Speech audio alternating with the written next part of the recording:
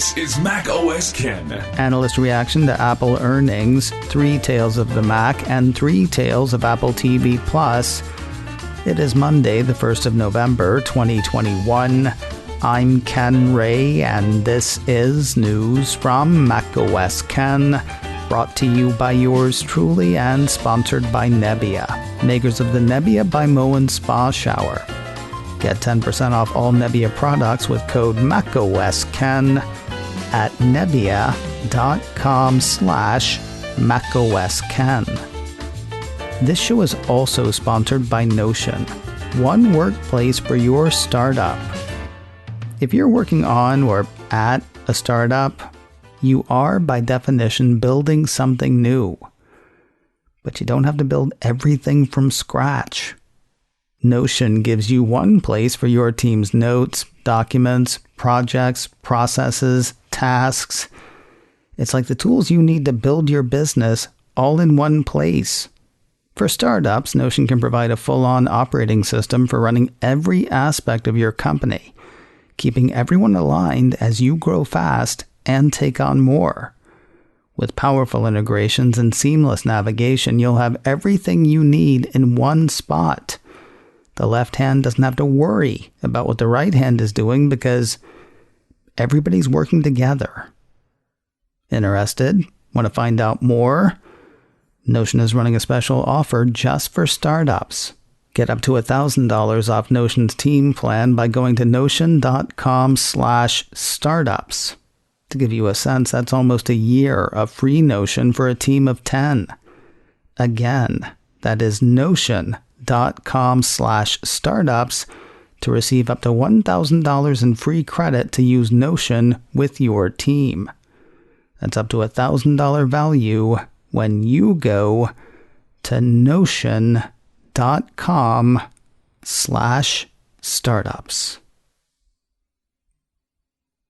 Reactions from analysts to last week's Apple earnings were pretty consistent, with most saying what Apple CEO Tim Cook and Apple CFO Luca Maestri said: an impressive quarter could have been better if not for supply constraints. Philip Elmer DeWitt's Apple 3.0 posted parts of many notes. One analyst lowered their target by a couple of bucks, another raised theirs by 10. Everybody else seems to have stayed the course.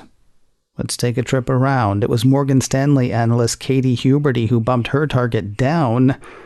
It's not that she's worried about Apple overall, though she does think missed sales over the holidays will dent Apple's bottom line.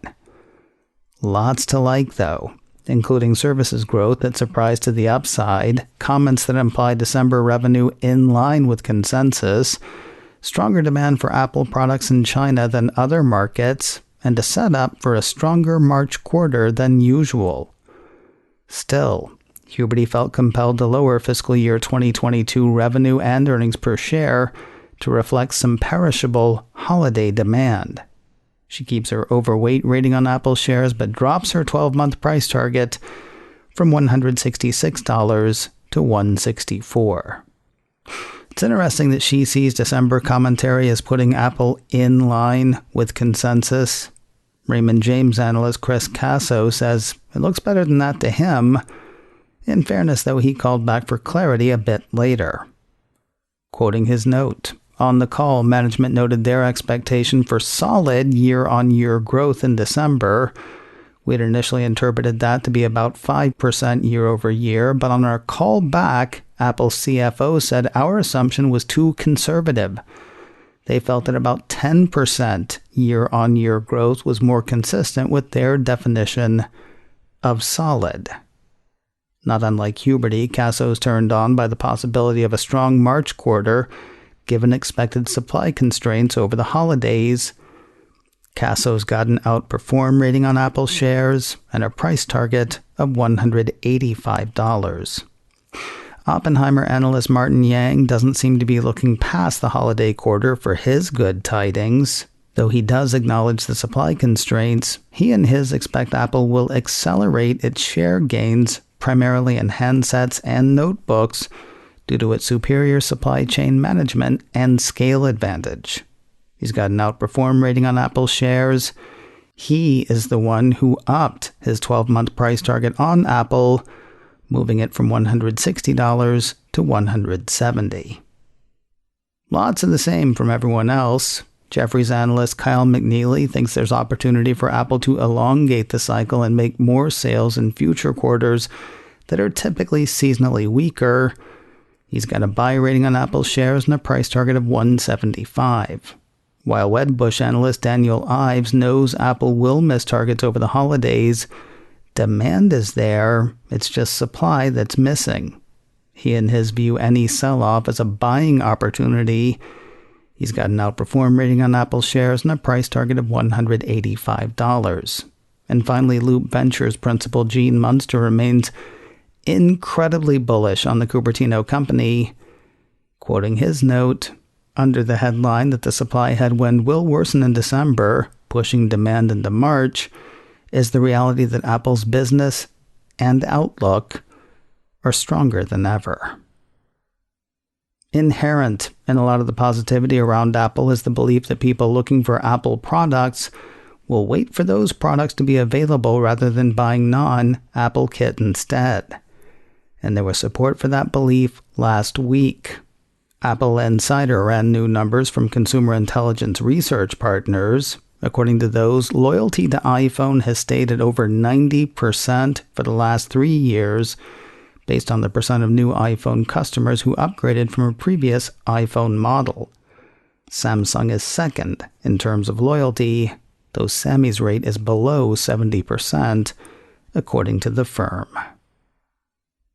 iFixit has finished its teardowns of the brand new, hard-to-get MacBook Pros, turned on as they were by the pull tabs on the machine's batteries, about which I told you last week. Putting a broken machine back together would not be as easy peasy as the fix-it-yourself folks would like. Running through their likes and dislikes, battery replacements are reasonably well prioritized, if not exactly easy. Display replacements have been greatly streamlined. Many other components are modular and can be independently replaced, including the trackpad, most I/O ports, and fans. Repairs are hindered by pentalobe screws, a riveted keyboard, glued down speakers, and some software barriers. Permanently soldered storage is a huge detriment to a Pro laptop. And finally, no service manual or replacement parts are available from Apple at time of publishing. Well, that would make it difficult now, wouldn't it? On a scale of 1 to 10, 10 being easy peasy, 1 being might as well turn to prayer, iFixit gives the machine a 4 on its repairability scale. If you're having USB connectivity trouble since heading to Monterey, it's not just you. Cult of Mac says a growing number of reports from macOS Monterey users suggest Apple's newest operating system has issues with USB-C hubs and some other USB peripherals, some of which do not work at all. Well, that could be the problem. Oh, you mean don't work because of the update. Okay, got it.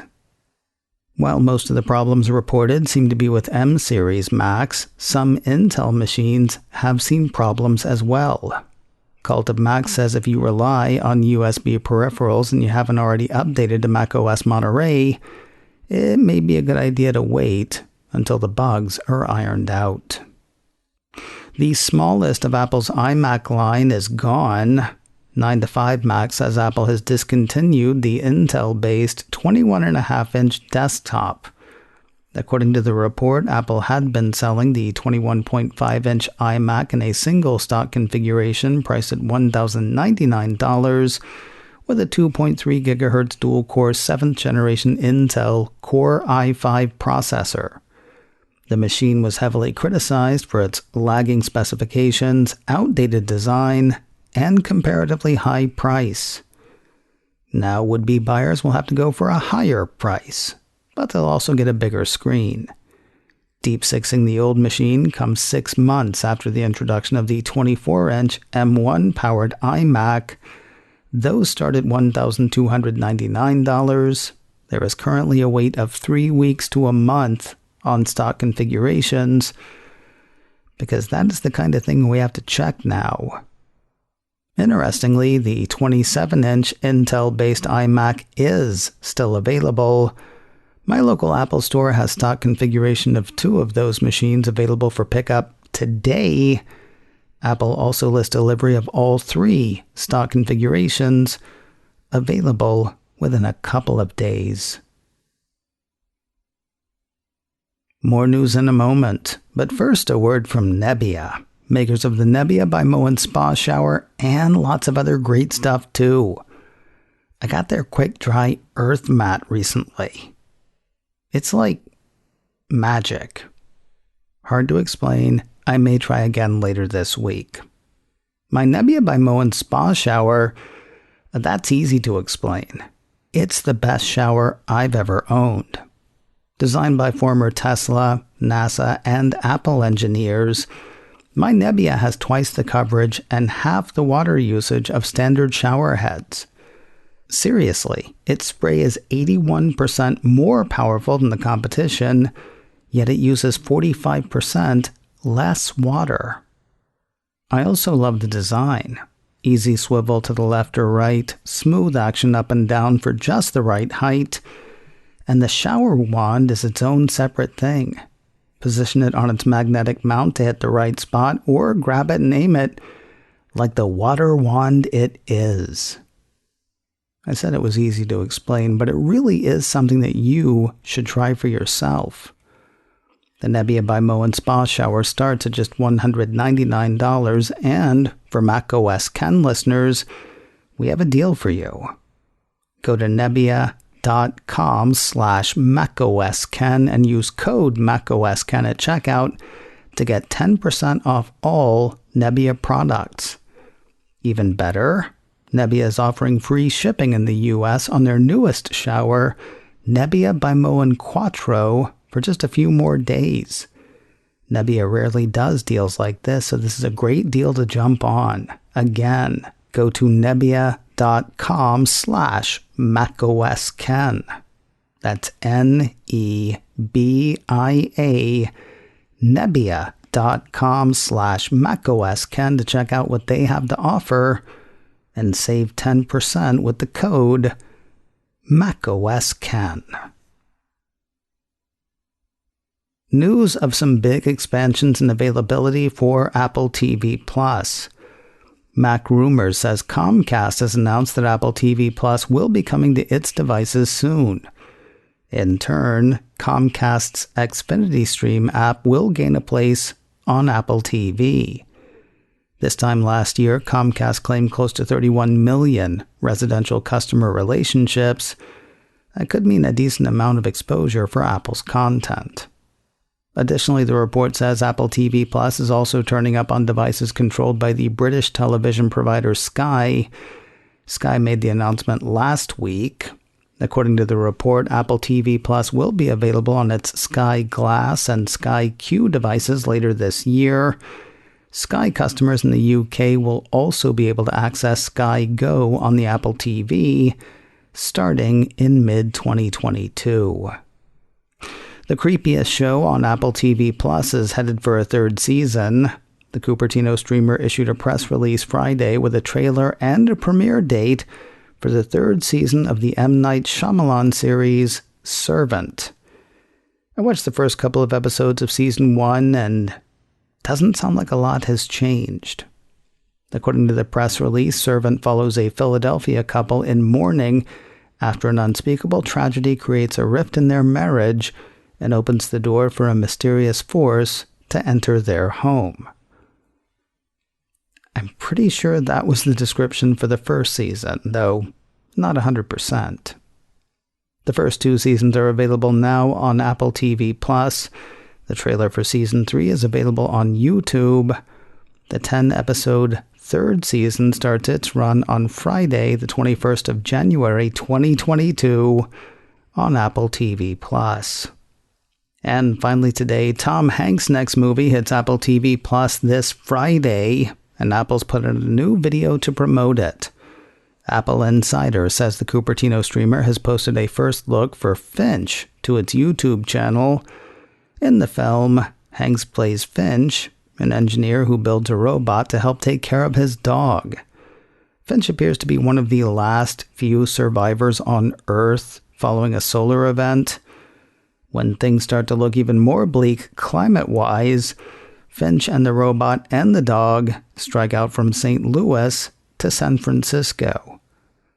Sounds like kind of a bummer, though in the promo, Hank says it's optimistic, hopeful, and it's just delightful. Folks who want to find out can do so soon. Finch makes its way to Apple TV Plus this Friday, the 5th of November. Between now and then, you can catch the first look on YouTube. Coming up in a few minutes, Brian Chaffin, editor-in-chief of the Mac Observer, joins us this week. What really pushes his buttons? Well, today it's me. We talk over last week's Apple earnings and then some. The show is called In a Few Minutes. Find it and listen wherever you get podcasts. macOS Ken, brought to you by me and sponsored by Notion. One workspace for your startup. Get up to $1,000 off at notion.com/startups. This show is also sponsored by Nebia. Get 10% off all Nebia products with code macOSken at nebia.com/macOSken. Advertising handled by Backbeat Media. Online at backbeatmedia.com. You can reach me a couple of ways.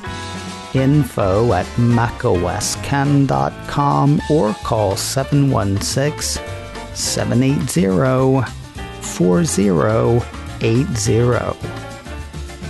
Until next time, that is news from macOS Ken. I'm Ken Ray.